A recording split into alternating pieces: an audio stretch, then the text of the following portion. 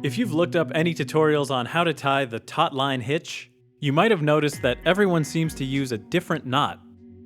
And if you read the comments, you'll see people saying, "This isn't how you tie it," or "Isn't this the Magnus Hitch?" or some other comment saying, "This is wrong." So what's the deal? Today, there are 3 different knots that allow you to adjust the tension on a line that regularly get called the Taut-Line Hitch. But how did this happen? Knots are an ancient technology, and they're often passed down through history by unofficial channels like word of mouth. The Taut-Line Hitch is a case where a perfectly natural term for a knot, taut meaning stretched or pulled tight, was used to refer to slightly different knots by multiple well-respected sources. An early use of the term Taut-Line Hitch is in Howard W. Riley's 1912 Knots, Hitches, and Splices. He describes this knot and suggests it be used as a stopper knot. In 1948, the 5th edition of the Boy Scout Handbook showed the Midshipman's Hitch under the name Taut-Line Hitch. But after the 5th edition, the Boy Scout Handbook kept the Taut-Line Hitch name, but showed in its place a different knot. There's no official knot naming authority. Maybe the closest thing we have to that is Ashley's Book of Knots, or ABOK for short. Ashley assigned numbers to thousands of knots, and those numbers are often used to disambiguate precisely which knot you want to refer to, which is what we'll use in this video. All 3 of the Taut-Line Hitch versions appeared directly beside each other in ABOK, but Ashley didn't call any of them the Taut-Line Hitch. Let's take a closer look at the structure of these 3 knots, in the order that Ashley numbers them. The first is ABOK number 1855, which he calls the Midshipman's Hitch. To tie it, wrap the line around the object you're tying to. Bring the working end over top of the standing end and around it. This loop must be made in the direction of the object you're tying to. Now make a second wrap that tucks in beside the first turn in the direction away from the object. It's the direction of this second turn that distinguishes the Midshipman's Hitch from the other 2 Taut-Line Hitches we'll see later. At this point, we've formed a knot called an awning hitch, and it can actually bear a reasonable load from the standing end without coming undone. To finish the Midshipman's Hitch, we tie a final half hitch around the standing end in this direction. All of these hitches let you adjust the tension on the line after they've been tied. To tighten it, slide the knot away from the object so there's more doubled line. To loosen it, slide the knot towards the object. The next version is ABOK number 1856, which is most commonly called the Taut-Line Hitch today. To tie it, start as we did before, wrapping the line around the object and bringing the working end over top of the standing end and making a loop in the direction of the object we're tying to. But now, we make the second turn in the same direction as the first, rather than tucking it in on the opposite side.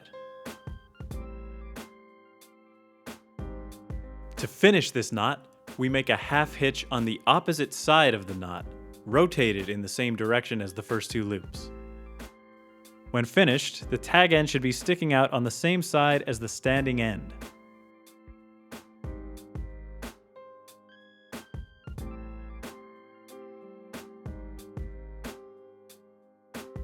The third version, ABOK number 1857, is identical to the hitch we just tied, up to the final half hitch. We again make 2 wraps in the same direction towards the object. But to finish it, we make a half hitch rotated in the opposite direction as the first 2 turns. In this knot, the tag end will be on the opposite side of the standing end.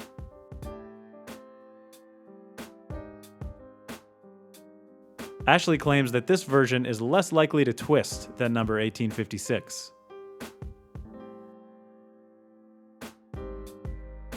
To add to the naming confusion, each of these 3 knots are based on slightly simpler knots that have a different name when tied around another rope or an object, rather than tied around their own standing end to form adjustable tension hitches.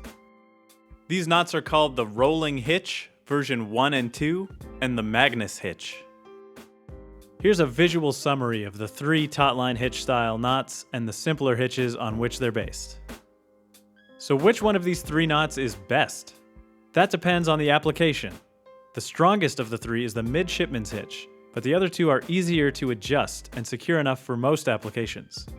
The Midshipman's Hitch has the added benefit that once the awning hitch is formed, you don't need to worry about keeping the knot together. It will hold on its own.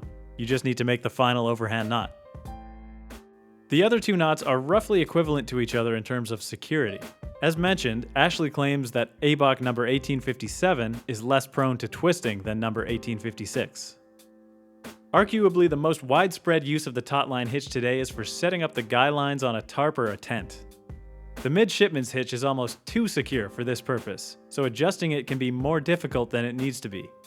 My personal favorite happens to be ABOK number 1857, because I find it the most natural to visualize and to tie. But this is entirely subjective.